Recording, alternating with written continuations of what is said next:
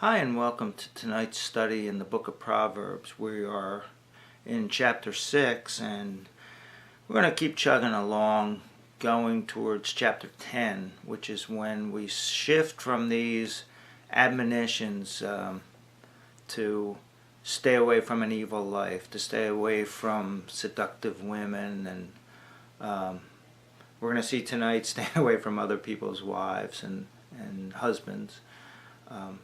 And then in chapter 10, we get involved with the individual proverbs, and we're going to go much slower. Sometimes we'll take a few of them, and that'll be a whole study. Probably every once in a while we'll do just one as a whole study.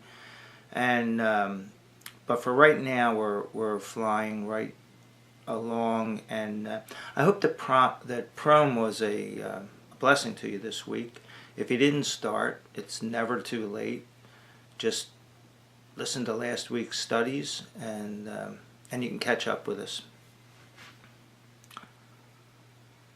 Verse 1 of chapter 6 says, "My child, if you have made a pledge for your neighbor, and have become a guarantor for a stranger, if you have been ensnared by the words you have uttered, and have been caught by the words you have spoken, then, my child, do this in order to deliver yourself, because you have fallen into your neighbor's power. Go, humble yourself and appeal firmly to your neighbor. Permit no sleep to your eyes or slumber to your eyelids. Deliver yourself like a gazelle from a snare, and like a bird from the trap of the fowler." And it's saying to do it quickly and to do it strongly. Whenever you get trapped in your own words, when you promise to do something that you shouldn't be promising to do. And in this context, without getting into it too much, you weren't supposed to lend money at usury and things like that. But you're supposed to be quick and firm when you do this. And it's like when you have to apologize to somebody, it's best to just go to them right away. As soon as you realize, hey, I messed up, I'm sorry, this is what I'm going to do to make amends. The longer you wait, the harder it is. The longer you wait, the more time you have to say, well, maybe I didn't mess up so much. Maybe they messed up too. But in the beginning, you knew, oh, I messed up. I shouldn't have said that. You were trying to pull those words back into your mouth as they were coming out. Verse 6 says, "Go to the ant, you sluggard. Observe its ways and be wise. It has no commander, overseer, or ruler. Yet it prepares its food in the summer. It gathers at the harvest what it will eat." And if you read the book of Ecclesiastes, you'll see that Solomon actually was a great lover of nature and a studier of nature. And this comes out in the book from time to time in Proverbs. Verse 9 says, "How long, you sluggard, will you lie there? When will you rise from your sleep?" It's like teenagers. A little sleep, a little slumber, a little folding of the hands, and to relax. And your poverty will come like a robber, and your need like an armed man. A worthless and wicked person walks around saying perverse things.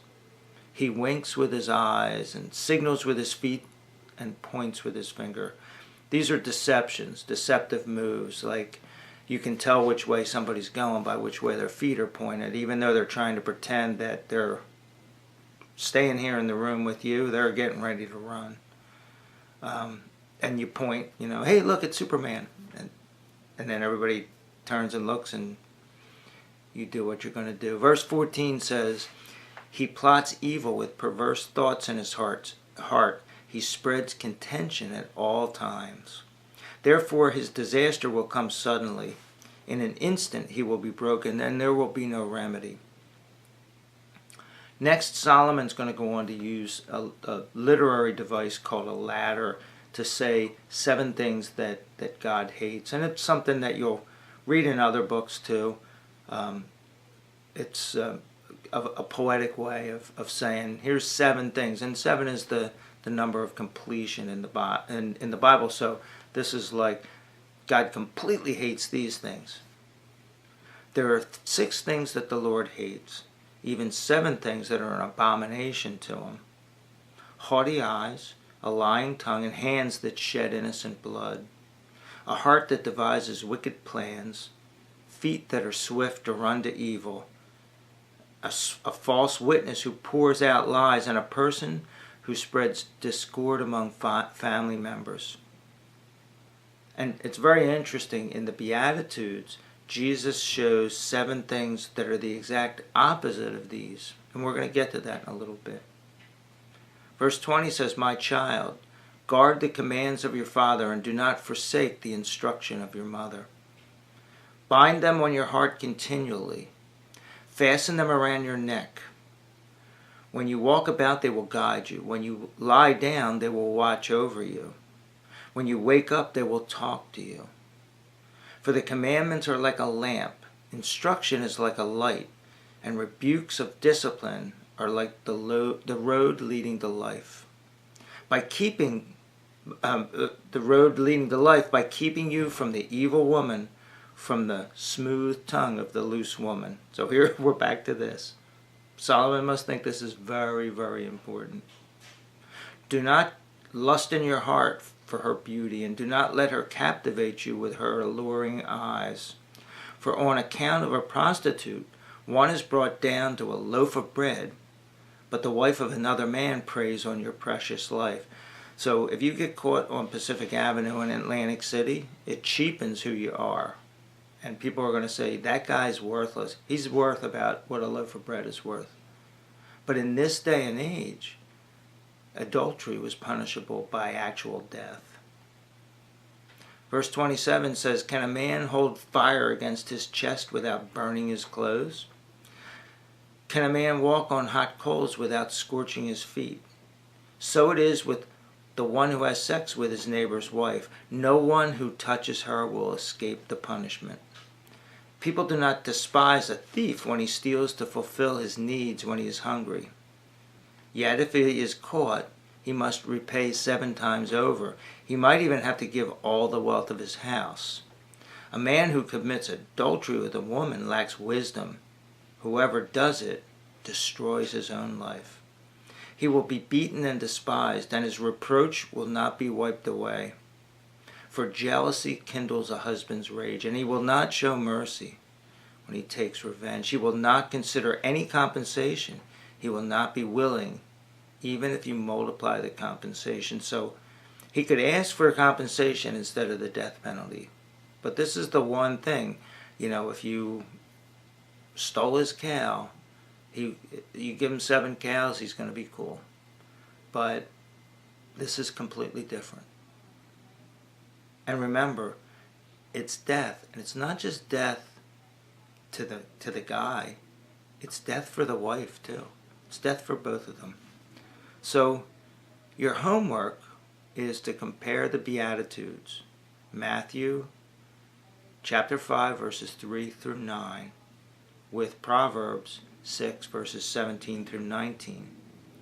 And look at the 7 Beatitudes right next to the 7 Proverbs. Like, "Blessed are the poor in spirit, for the kingdom of heaven belongs to them," which is the first Beatitude, next to haughty eyes, which is the first proverb that says what God hates. So we're going to see what God loves in the Beatitudes and what he hates in the Proverbs, the 7 Proverbs.